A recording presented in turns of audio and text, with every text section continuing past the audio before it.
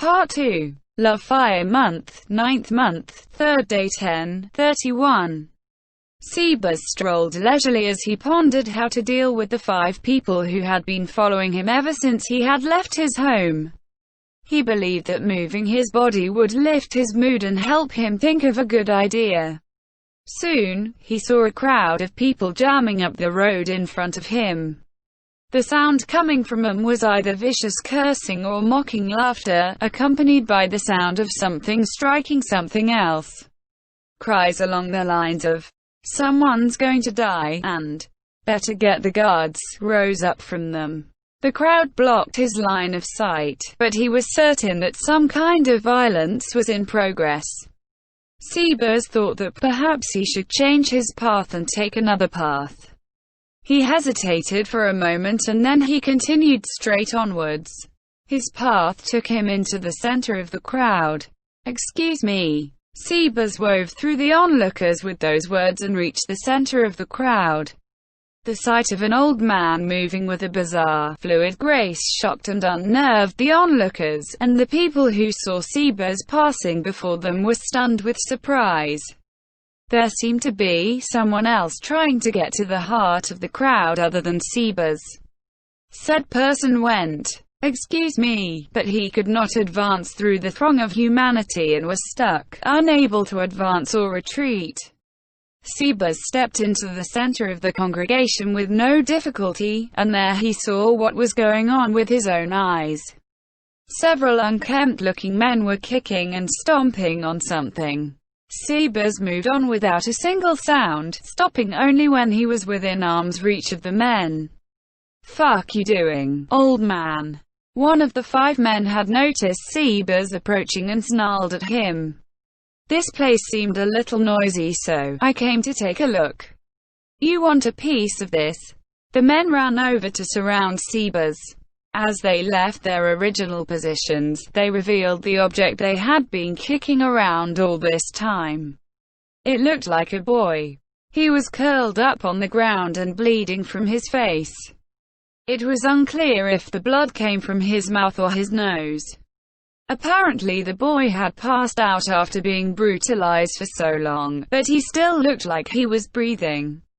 Sebas looked at the men. The smell of alcohol hung about their mouths and bodies.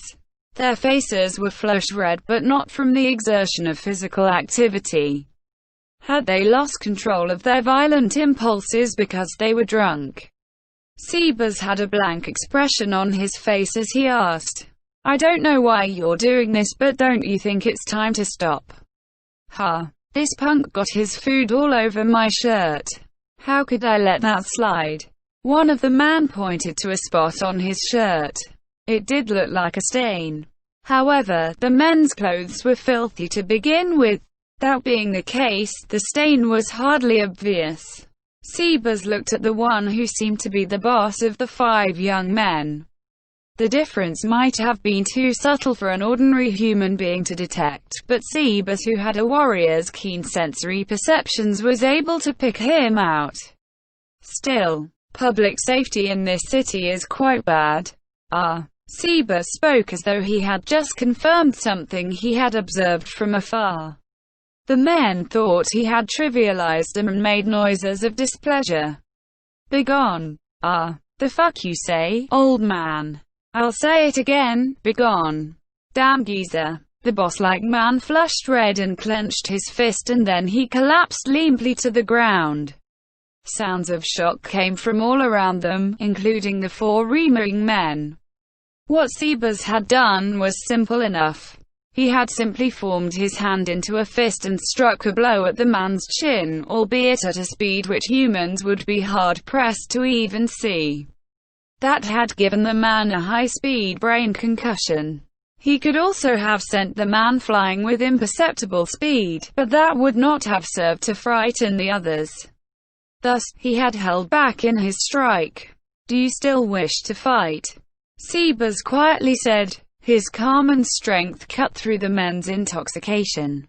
They backed several steps off and chorused an apology. Sebas thought, "You're apologizing to the wrong person," but he did not actually say it. The men grabbed their unconscious colleague and fled. Sebas did not bother watching him and instead went over to the fallen boy.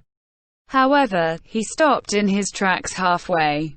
What was he doing? Right now, he ought to be dealing with the problem he was facing. Only a fool would go and take more problems onto himself at a time like this.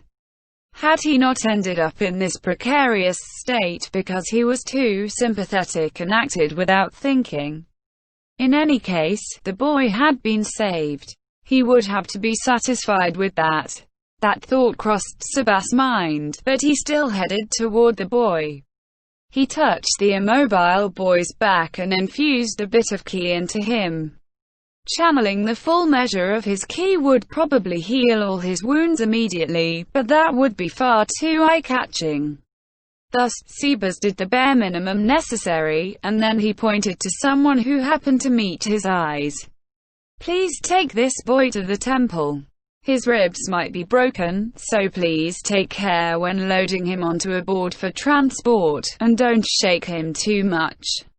The man Sebas had ordered nodded, and then Sebas strode forth.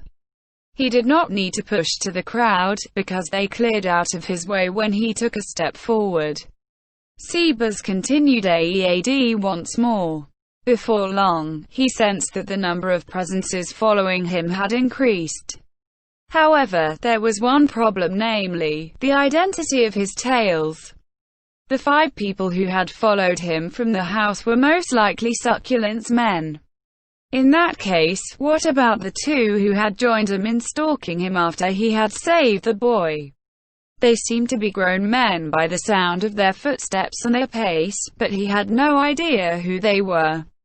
I can't think of an answer. In any case, I should probably apprehend them first. Sebas turned a corner into a dimly lit region. His followers remained on his trail. Still, are they really hiding themselves? They had not concealed the sounds of their footsteps. Did they lack the ability to do so, or was there some other reason? He decided not to think over much on the matter. After all, he could verify the truth after capturing them. Sebas decided to make his move once he could no longer sense the presence of others around them. Just then, a hoarse but youthful male voice came from one of the people who had been following him. "Excuse me,